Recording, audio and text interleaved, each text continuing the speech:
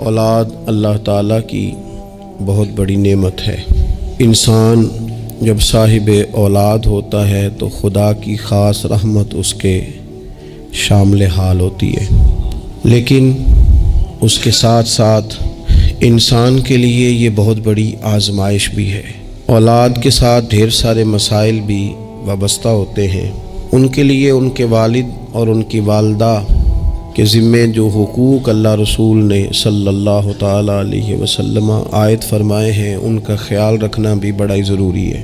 ہمارے ہاں یہ ہوتا ہے کہ ماں باپ یقیناً اولاد کے لیے اچھا ہی سوچتے ہیں، لیکن چونکہ ہماری سوچیں ہمیشہ دنیا داری کے گرد گھومتی ہیں اور ہمارے زمانے میں کامیابی کا معیار ہی لوگوں نے اقتدار کو، مال کو، جاہ و حشمت کو بنا لیا ہے، تو پھر اپنی اولاد کے لیے بھی لوگ اسی کے حصول کو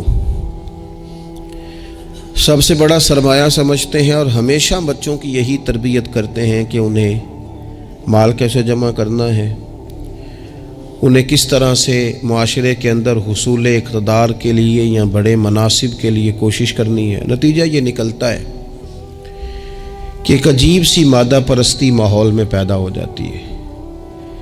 اسلام تربیت اولاد کے حوالے سے ہماری جو رہنمائی کرتا ہے تو وہ ساری باتیں اس میں شامل ہیں۔ بچوں کو آپ رزق حلال کمانے کی تلقین 100% کریں گے، انہیں اس فن سے ضرور آگاہ کریں کہ وہ کبھی کسی کے دستے نگر نہ رہیں، کہیں انہیں ہاتھ نہ پھیلانا پڑے، لیکن ان کی روحانی، اخلاقی، مذہبی تربیت یہ بھی اللہ تعالیٰ نے ماں باپ کے ذمے لگائی۔ یا ایھا الذین آمنوا قوا انفسکم واہلیکم نارا، اے ایمان والو خود بھی دوزخ سے بچو اور اپنے گھر والوں کو بھی دوزخ کی آگ سے بچاؤ۔ ایسے اسباب اپنے بچوں کو سکھاؤ کہ کہیں وہ جہنم کے راستے پر نہ پڑ جائیں۔ ان ساری راہوں کا انہیں تعین کر کے دو جو جنت کی طرف جاتی ہیں۔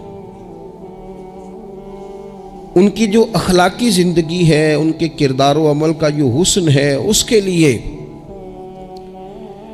تم اپنے بچوں کی تربیت کرو۔ ہمارے ہاں اگر پہلی بات تو یہ ہے کہ ہم بچوں کو بار بار اسی بات کی طرف گامزن کرتے ہیں اور مثالیں بھی دیتے ہیں تو اس طرح کی دیتے ہیں کہ فلانے کا بیٹا دیکھو کتنے پیسے کما رہا ہے، فلاں کا بیٹا دیکھو کتنے بڑے عہدے پر فائز ہو گیا ہے، اور فلاں کا بچہ دیکھو کتنا شہرت پا گیا ہے۔ تو پہلے تو مثالیں ہی دنیا داری کی، اور اگر دین کے لیے ہم قائل کرنا بھی چاہتے ہیں تو کچھ مثالیں سنا کر، کچھ باتیں بتا کر، کچھ تقریر سنا کر۔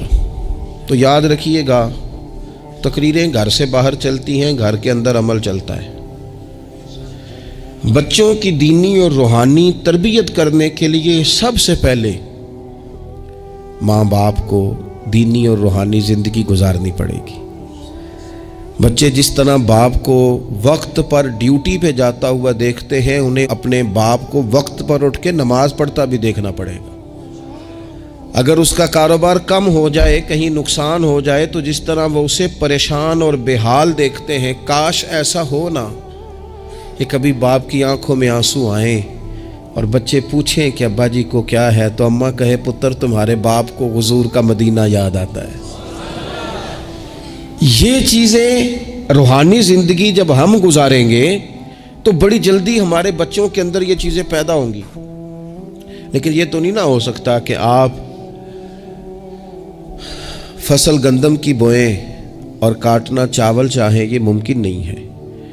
ہم چاہیں کہ ہم گھر میں کوئی دینی کام نہیں کریں گے، لیکن پتر تیرے اوپر پابندی ہے، تو نے سارے دینی، روحانی، اسلامی سارے تو نے کام کرنے ہیں۔ میرے پاس لوگ بچے داخل کرانے آتے ہیں تو ایک جملہ وہ اکثر بولتے ہیں، وہ کہتے ہیں جی میں بچہ داخل کرانا چاہتا ہوں تاکہ میری بخشش کا ذریعہ بن جائے۔ تو میں کہتا ہوں یہ بات آپ کی ٹھیک ہے، حدیث پاک میں الفاظ موجود ہیں کہ اللہ تعالیٰ والدین کو اعزاز دے گا، لیکن آپ ماشاءاللہ باشعور ہیں۔ اگر آپ کو اس بات کا شعور ہے نا کہ بچے کی وجہ سے حافظ قاری علامہ صاحب کی وجہ سے میری بخشش ہو جائے گی، تو اور بھی تو کئی چیزیں بخشش والی ہیں، آپ عمل کیوں نہیں کرتے؟ ان پر آپ توجہ کیوں نہیں دیتے؟ اس طرف بھی تو آپ غور فرمائیں. آپ کسی اور کے ذریعے سے جو بخشش چاہتے ہیں تو کوئی ایسا کام کرے نا کہ ہم رب سے دعا کریں تو اللہ ہماری وجہ سے کسی اور پر بھی فضل فرما دے. لیکن ہم اپنے آپ کو تبدیل نہیں کرنا چاہتے، اپنے اندر تبدیلی نہیں لانا چاہتے. ہم کوئی سویرے اٹھ کے کچھ مصلی کو، عبادت کو، اللہ کو ٹائم نہیں دینا چاہتے. ہم گھر میں سچ نہیں بولنا چاہتے.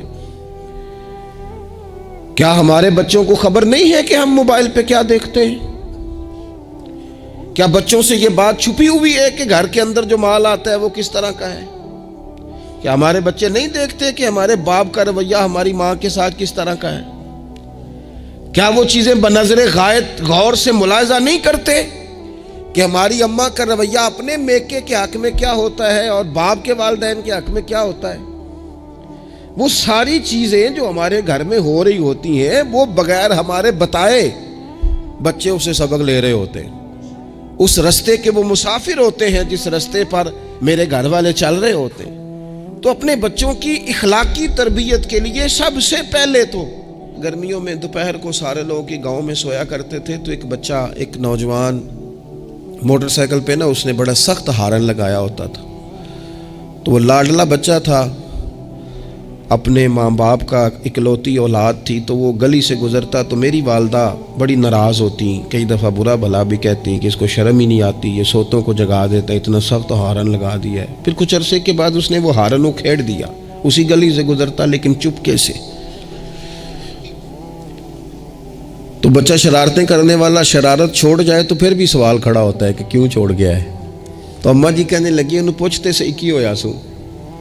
میں نے اس سے ایک دن کہا کہ خیر ہے؟ تو مجھے کہنے لگا بھائی جان میرے گھر میں بیٹی پیدا ہوئی ہے.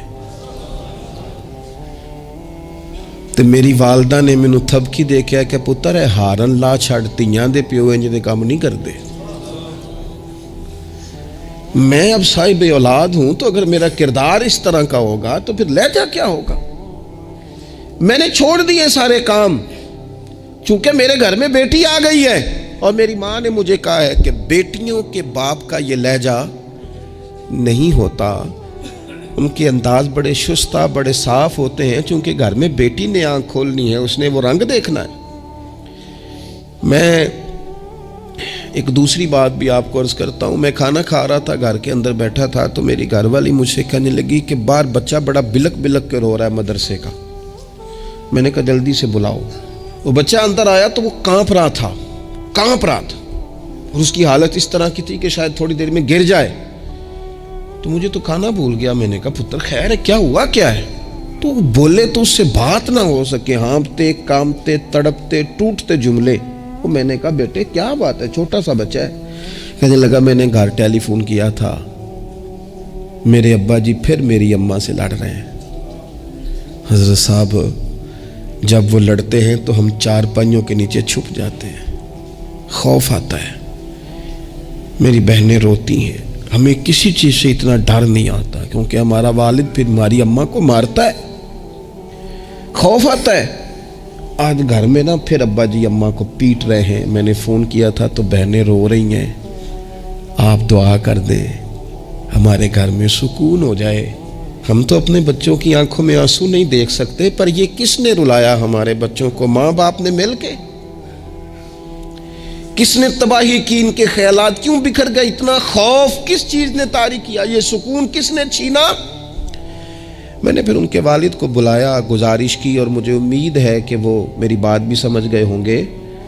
میں نے ان کو وہ سارے حالات سے آگاہ کیا کہ آپ کے بچوں کی نفسیات کہاں تک جا رہی ہے. پر میری آپ اس واقعے کے بعد میں سمجھا کہ شاید یہ گھر کا مسئلہ تو نہیں ہوگا.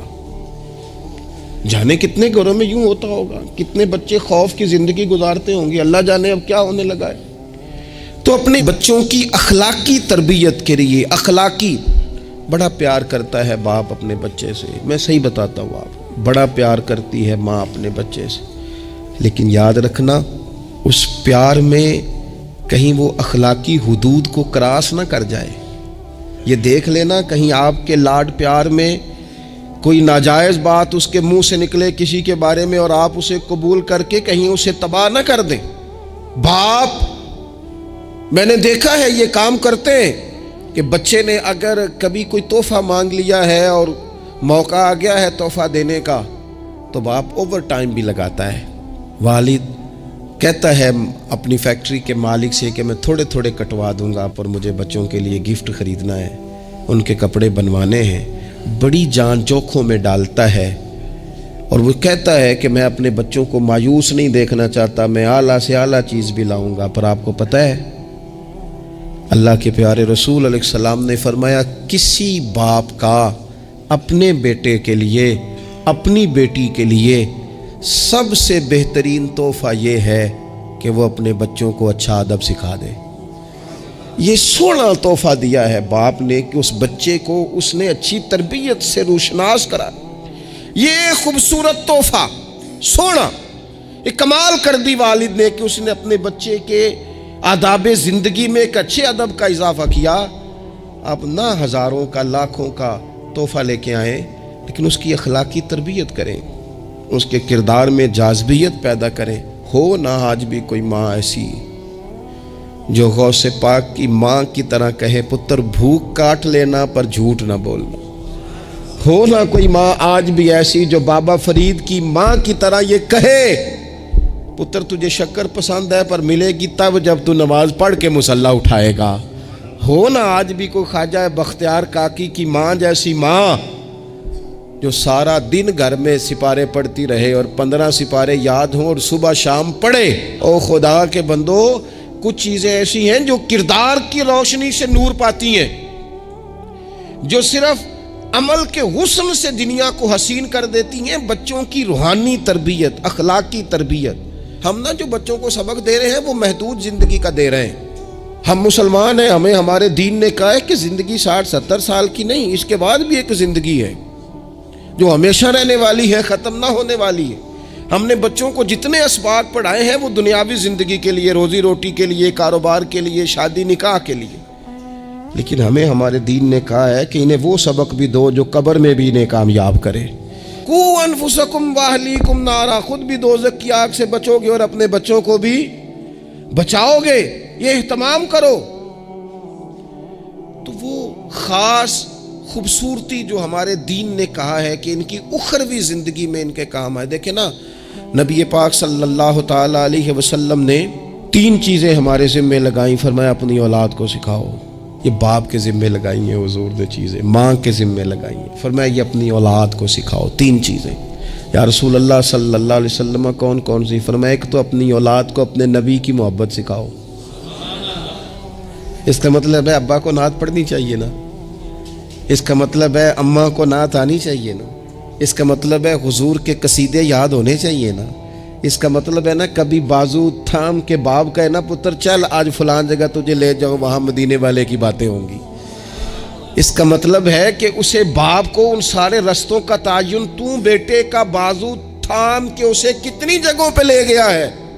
چل ایک دن یوں بھی کر تھام اس کا بازو اور اسے حضور کے مدینے بھی لے جا کر محبوب کے سامنے کھڑا. فرمایا اپنے بچوں کو اپنے نبی کی محبت سکھاؤ اور فرمایا دوسرے کام یہ کرو کہ اپنے بچوں کو اپنے نبی کی اولاد کی محبت سکھاؤ.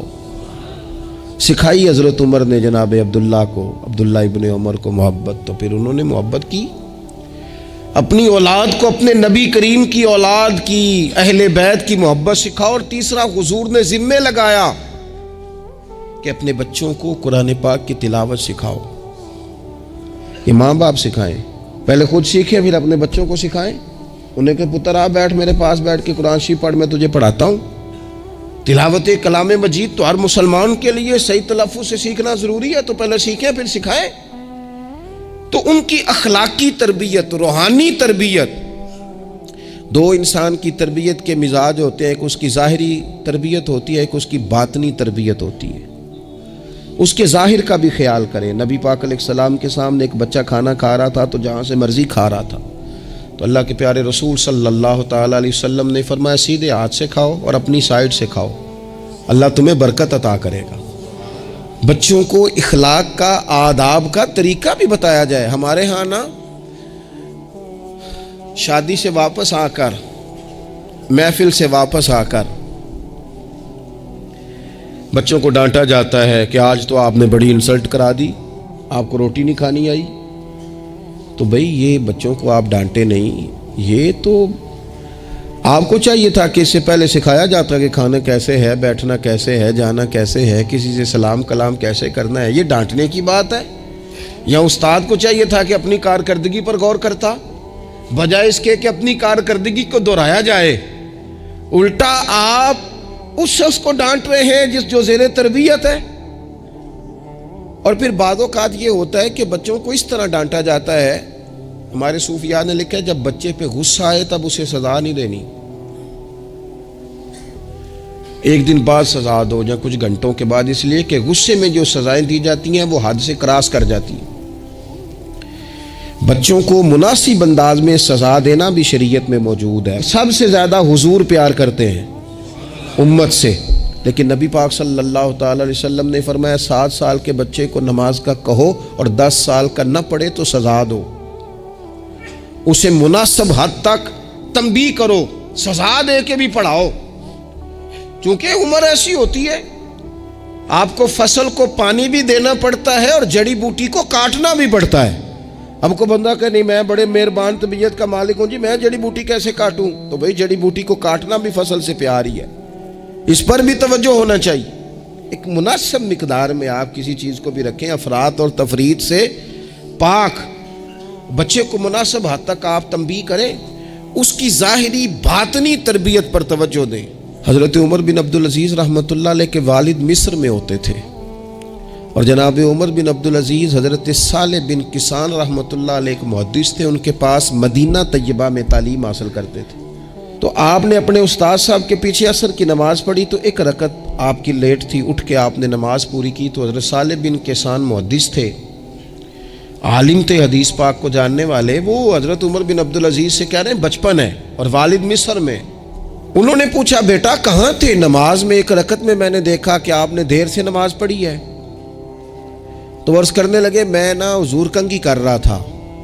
بعض بچے آئینے کے سامنے کھڑے رہتے ہیں پھر بڑی بڑی دیر ہی کھڑے رہتے ہیں، کنگھی کر رہا تھا تو ذرا دیر ہو گئی۔ حضرت صالح بن کسان رحمۃ اللہ علیہ نے ان کے والد کو مصر میں خط لکھا، فرمانے لگے جوانی بھی ہے، موقع بھی ہے، فرصت بھی ہے، اور ابھی بھی آپ کا بیٹا جماعت سے نماز نہیں پڑھتا۔ مصر میں خط گیا، آج جب میں نے پوچھا ہے تو اس نے کہا میں کنگھی کر رہا تھا۔ اتنے معمولی سے کام کے لیے اس نے تکبیر اولیٰ چھوڑ دی۔ اب وہاں مصر میں بیٹھے والد نے یہ نہیں کہا کہ مولوی صاحب آہستہ آہستہ ٹھیک ہو جائے گا، آپ کو کیا ہو گیا ہے، کوئی بات ہے کرنے والی؟ انہوں نے وہاں سے گھوڑے پہ بندہ دوڑایا، بندہ مدینہ طیبہ آیا، اس نے کہا جاتے ہی عمر بن عبدالعزیز کو لے جانا حجام کے پاس اور اس کے سارے بال اتروا دینا، اور اسے کہنا پتر جن بالوں کی وجہ سے نماز رہ جائے ان بالوں کو سر پہ نہیں رہنا چاہیے، تیری جماعت کی رکعت رہ گئی پتر، اتنا بڑا کام، اللہ کے حضور حاضری کا موقع تھا۔ پھر اس کا ریزلٹ کیا نکلا؟ حضرت عمر بن عبدالعزیز بادشاہ بنے، 39 سال عمر میں انہوں نے پوری امت کو خیر سے بھر دیا۔ حشام بن عبد الملک کے بھی 11 بیٹے تھے، جناب عمر بن عبدالعزیز کے بھی 11 بیٹے تھے۔ حشام جب دنیا سے گیا تو ہر بیٹے کو 10 لاکھ دینار آئے، اور جناب عمر بن عبدالعزیز جب دنیا سے گئے تو 11 بیٹے تھے اور 6 دینار تھے۔ اور جاتی دفعہ کہنے لگے پتر اپنے باپ پہ شکوہ نہ کرنا، تمہارا باپ بزدل تھا، 2 رستے تھے، یا تو میں اپنے لیے جہنم کٹھی کرتا اور تمہارے لیے جائیداد بناتا، لیکن میں بزدل تھا، دوزخ سے ڈر گیا، میں جائیداد نہیں بنا سکا، اپنے باپ کو معاف کر دینا۔ تو بچے کہنے لگے ابا جی ہم جس گلی سے گزرتے ہیں لوگ اٹھ کے کھڑے ہو جاتے ہیں کہ نیک باپ کی اولاد جا رہی ہے، اچھے باپ کے بچے جا رہے ہیں، ہمیں کوئی ضرورت نہیں جائیدادوں کی۔ وہ شخص جو یہ بیان کرتا ہے نا کہ 6 دینار چھوڑ گئے تھے، وہ کچھ کفن دفن پہ لگ گئے، کچھ اور کسی کام لگ گئے، 6 دینار کل بچے بچوں کے پاس، 11 بیٹوں کے پاس، لیکن وہ شخص کہتا ہے وہ جو 10 لاکھ دینار حشام بن عبد الملک کے بچوں کو آئے تھے، وہ مسجدوں کے سامنے بھیک مانگا کرتے تھے، کیونکہ جب بچوں کو بنا اس طرح کا دیا گیا کہ کھانے میں پینے میں موج میں اڑا دیا مال، اور یہ جو 6 دینار 11 بیٹوں کو دے کے گیا، رب نے اتنی برکت دی کہ ایک ایک بیٹا ایک ایک وقت میں 100 گھوڑے مال کے بھرے ہوئے رب کے رستے میں خیرات فرمایا کرتے۔ اصل دولت اولاد ہے، اصل دولت اس کا اخلاق ہے، اصل دولت اولاد کی اخلاقی تربیت ہے۔ ایسا نہ ہو کہ مال کمانے کے چکر میں اصل دولت سے ہاتھ دھو بیٹھے، ایسا نہ ہو کہ بینک پیسوں سے بھر جائے اور ہماری اولاد ہاتھوں سے نکل جائے، ایسا نہ ہو کہ ہم نے یاروں کو ٹائم دے دے کے تو بڑی دور نکل گئے ہم، لیکن ہمارے بچے کے ذہن میں چند سوالات تھے، ہم انہیں مطمئن نہیں کر سکے، ہم نے نوکروں کے ذمہ ڈال دیا، فلانے کے ذمہ ڈال دیا، چچا کے ذمہ ڈال دیا، وقت نہیں دیا، ٹائم نہیں دیا۔ کائنات میں سب سے مصروف زندگی رسول کریم کی ہے، پر حضور تو انہیں کندھوں پر بھی بٹھایا کرتے تھے، نماز میں بھی بچے ساتھ آ جاتے تھے اپنی، اور پھر بچوں کو احساس دلائیں کہ سب انسان برابر ہیں، انہیں تقوی کا درس دیں۔ آپ نے ناراض نہیں ہونا، امیروں کے بچوں کو یہ سبق دیا جاتا ہے کہ تہاڈا سٹیٹس نہیں ہو تسی فلانے نال کھیڈن ڈیس ہو۔ حضرت عمر کے زمانے میں ایک گورنر کے بیٹے نے ایک غریب کے بیٹے کو مارا تھا، تو حضرت عمر نے گورنر صاحب کو معزول کر کے اونٹ چرانے پہ لگا دیا۔ لوگوں نے کہا ابے کا کیا قصور ہے؟ فرمانے لگے اس کا بھی تو قصور ہے نا، اسی نے تو اسے بتایا کہ تو گورنر کا پتر ہے۔ اگر وہ بتاتا کہ بیٹا قانون سب کے لیے ایک جیسا ہے تو یہ کام نہ ہوتا، چھوڑ دو، کمی اور چودھری کی تقسیم، تمہاری اولادیں بچ جائیں گی، چھوڑ دو امیر اور غریب کا فرق، بچے متقی اور پرہیزگار ہو جائیں گے، چھوڑ دو یہ سٹیٹس کا دھندا، تمہاری اولاد کے دل سے کبر اور تکبر نکل جائے گا۔ محبوب نے یہ فرق مٹا کے ہمیں بتایا ہے کہ اخلاق حسن ہے، کردار معیار ہے۔ تمہارے اندر اگر تقوی کی دولت آتی ہے تو یہ اصل اعزاز ہے۔ خوش قسمت ہے وہ باپ جس کو کوئی آ کے کہے کہ تیرے بیٹے کو نماز پڑھتے دیکھا ہے۔ میں نے ایک جگہ ایک تراویح پڑھی تو میرے ساتھ ایک صاحب تراویح پڑھ رہے تھے، وہ روتے جا رہے ہیں، تو میں یہ سمجھا کہ شاید ان کو قرآن مجید کی سمجھ آ رہی ہے، چلے تھوڑا بہت، میں بھی طالب علم ہوں قرآن پاک کا، تو میں نے کہا ایسی آیات تو نہیں ہے اتنا رونے والی، لیکن بہت ہی رو رہے ہیں۔ تو 2 رکعتوں کے بعد میں نے ان سے کہا کہ اب تو آپ کی کیفیت وہاں چلی گئی ہے کہ نماز میں اتنی آواز نکلنی نہیں چاہیے، کیا مسئلہ ہے؟ تو کہنے لگے حضرت صاحب میرا پتر پہ تراویح پڑھاتا ہے۔ تو یہ دیکھیں نا، یہ بہت بڑی خوبصورتی ہے، لیکن یاد رکھیں اس کا حافظ قاری عالم ہونا بھی بڑی بات ہے، لیکن شرط یہ ہے کہ وہ اخلاقی طور پر اگر ایک اچھا انسان بن جائے تو پھر بھی بڑی بات ہے۔ اگر آپ کو یہ کوئی آ کے بتائے کہ میں جا رہا تھا چکی پہ گندم لے کر پسوانے کے لیے، لیکن تیرے بیٹے نے تو جلدی سے موٹر سائیکل روکا ہے، اس نے کہا چچا جان مجھے دینا، میں چھوڑ کے آتا ہوں، اور میں جا رہا تھا ڈاکٹر کی طرف دوا لینے، لیکن اس نے کہا کہ آپ ادھر میرے ساتھ آئے نا، میں جاتا ہوں آپ کو لے کر کے۔ یہ بہت بڑا اعزاز ہے۔ بچوں کو اخلاقاً مضبوط کر دینا، ان کے کردار کے اندر وہ خوبصورتی لے آنا۔ میں بڑے درد سے آپ سے عرض کروں، ہم اپنی اولاد کی تکلیف نہیں دے سکتے، دیکھی نہیں جاتی، کیسے دیکھیں گے؟ تو مجھے بتاؤ، کیا خدا نہ خواستہ اللہ تعالیٰ سب کو محفوظ کرے، قیامت میں اگر اولاد کو عذاب ہوگا تو دیکھا جا سکے گا، اور اگر نہیں دیکھ سکتے تو پھر خدا را کبھی بھی انہیں رزق حرام نہ کھلانا، تھوڑی روٹی لیکن حلال، تھوڑا مال مگر جائز، سادہ سواری مگر جائز پیسوں۔ میرے نبی پاک صلی اللہ علیہ وسلم نے فرمایا جو گوشت حرام سے پلے گا وہ جنت میں نہیں جائے گا۔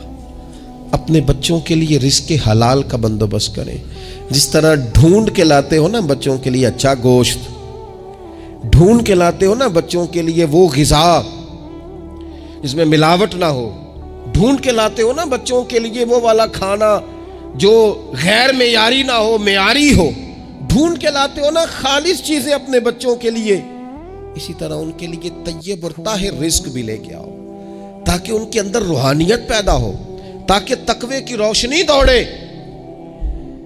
امام حسن رضی اللہ تعالیٰ عنہ مسجد نبوی شریف میں تشریف لائے تو صدقے کی کھجوروں کا ڈھیر لگا ہوا تھا، ایک کھجور بچپنا تھا، اٹھا کے منہ میں رکھ لی، اللہ کے رسول صلی اللہ علیہ وسلم نے انگلی ڈال کے نکال دی۔ فرمایا پتر میری اولاد کے لیے صدقہ جائز نہیں ہے۔ انگلی ڈال کے حضور نے نکال دی۔ ہمیں یہ سبق دیا کہ تمہاری اولادوں کے قریب صرف وہ رزق جانا چاہیے جنہیں رب رسول نے ان کے لیے جائز رکھا ہے۔ اگر گلے میں انگلی ڈال کر بھی تمہیں وہ لقمے نکالنے پڑے تو نکال دینا، یہ طریقہ تمہارے لیے تمہارے نبی نے رکھا ہے، ان کے قریب حرام نہ جانے دینا، ورنہ ہم ڈھونڈتے پھریں گے دوستو، ہم ڈھونڈتے پھریں گے، چیزیں کہیں کی کہیں پہنچ جائیں گی۔ خدا را ان کا قصور کیا ہے نونہالوں کا؟ یہ تو ہماری گود میں پلتے ہیں، کیوں ہم انہیں وہ والا مال لا کے دیتے ہیں جو ان کے لیے جائز نہیں؟ کیوں ایسی چیزیں انہیں فراہم کرتے ہیں کہ ان بیچارے بھولوں کو پتہ ہی نہیں ابا کیا کچھ لے آیا؟ طیب، حلال، پاکیزہ، صاف ستھرا، معیاری ان کے لیے غذا کا بندوبست کریں۔ اور ان کے لیے ایک بات اور آپ کو آخر میں عرض کرنی ہے، یہ آپ نے نا میری منت سمجھنی ہے۔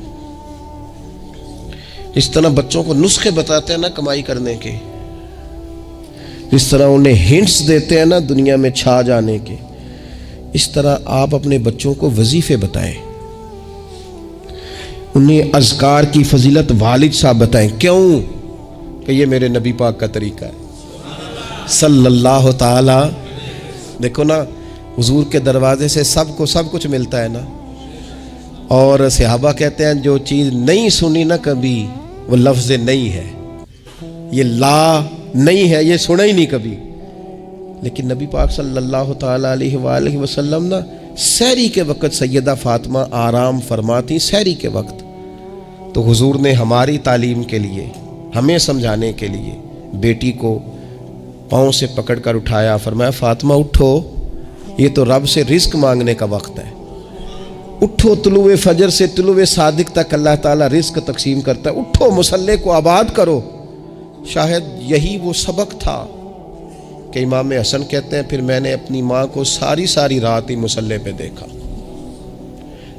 سارا دن ہی دعائیں مانگتے دیکھا۔ او دیکھو میرے دوستو، حضور کے دروازے سے سب کو سب کچھ ملتا ہے، پر جب سیدہ فاطمہ نے کہا تھا نا یا رسول اللہ غلام مل جائے، تو کریم رسول نے بیٹی کو وظیفہ دیا۔ چلو حضور کی سنت سمجھ کے ابا جی ایک ایک وظیفہ بتائیں نا اپنی اپنی بیٹیوں کو، بتائیں گے انشاءاللہ؟ چلو ایک ایک وظیفہ بتائیں نا بیٹوں اور بیٹیوں کو، اور کہیں کہ یہ میں بھی پڑھتا ہوں، بڑی برکت والا ہے پتر تو بھی پڑھا کر، یہ وظیفہ بتائیں گود میں بٹھا کے۔ میں نے کہا ہم ہنٹس دیتے ہیں مال کمانے کے، یہ بھی تو دو نا۔ تو نبی پاک علیہ السلام نے کہا پتر غلام تو میں مدینے کے غریبوں پر تقسیم کروں گا، لیکن تجھے ایک وظیفہ دیتا ہوں، 33 بار سبحان اللہ پڑھا کر، 33 بار الحمدللہ پڑھا کر، 34 بار اللہ اکبر پڑھا کر۔ جب بھی یہ وظیفہ ختم ہوگا رب غلام آزاد کرنے کا ثواب عطا فرمائے گا۔ اس تسبیح کا نام ہی تسبیح فاطمہ ہے، اور شان یہ ہے کہ فرمایا اگر کسی کے گناہ سمندر کی جھاگ کے برابر بھی ہوں تو ہر نماز کے بعد یہ پڑھے، اللہ سارے گناہ معاف فرما دے گا۔ تھوڑا کسی وقت بیٹھ نہ جائیں بچوں کو لے کے گھر کے اندر کہ پتر آؤ نا آج درود شریف پڑھیں۔ صبح نا کبھی کبھی بڑا یاد آتا ہے، میری دادی اماں تخت پوش پہ بیٹھتی تھیں، وہ نماز پڑھ کے پھر سب کو جگاتی تھی، اٹھو، اور دونوں لفظ کہتی تھی، اٹھو سبق پڑھو تے نماز پڑھو۔ نماز اور سبق اس سے مراد ہے نماز پڑھ لو اور پھر قرآن پاک۔ یہ 2-4 دن کریں نا ہم سارے اپنے اپنے گھر میں کہ آؤ بھی بچوں سارے پہلے نماز پڑھیں پھر سارے قرآن شریف کھولیں، تھوڑی دیر یہ کھولو نا، امید ہے رب کے فرشتے رحمتوں کا نزول فرمائیں گے۔ تو بچوں کی روحانی، اخلاقی، عملی، دینی تربیت پر ہم نے توجہ دینی ہے۔ اللہ تعالی ہمیں اس کی توفیق عطا کرے۔